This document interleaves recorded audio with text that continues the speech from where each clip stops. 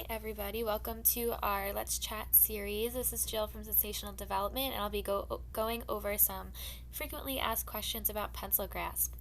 By the way, happy back to school.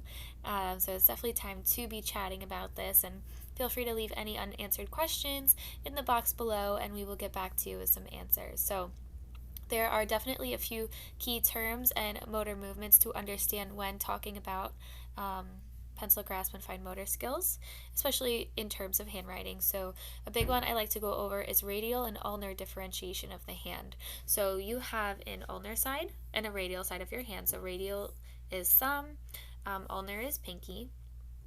And when we write, we're primarily using the radial side of our hand, so we need to make sure that side of the hand is nice and strong. We don't want to see any extended pinkies. This is actually the side of the hand that we use for power grasp, and this is more refined movements like a pincer.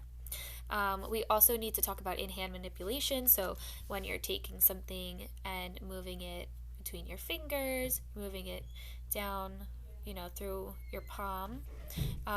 Also, we're looking at finger isolation, so counting on fingers. I like to practice counting backwards too. That's a good way to measure overall coordination too. It's actually a cerebellar test, so that's pretty interesting. As we start to write, we look more at finger strength, bilateral control using both sides of the body together and asymmetrically, so doing the same thing, doing opposite things. We're looking at postural control, and then we're looking at shoulder stability. We don't want to see shoulder hiking when we're writing or we're cutting, which is more frequently seen. We need these muscles to be developed first and strong first and coordinated first before we can develop those more refined and small movements of the hands. So it all kind of ties in together. And then as we move forward, we look at fine motor coordination. We look at pencil pressure and force grading. We look at pencil control. So can you stay inside the lines, like when you're doing a maze or coloring inside shapes? And we also look at pre-writing skills.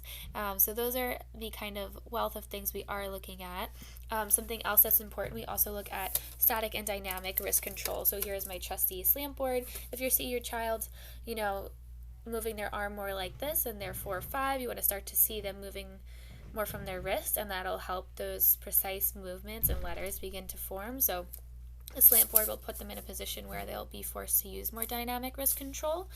We also have a variety of grips. Some are more sensory based, like this squishy tactile one. Some are positioning, which is nice, but I feel like it's not a long-term solution, and that's debatable.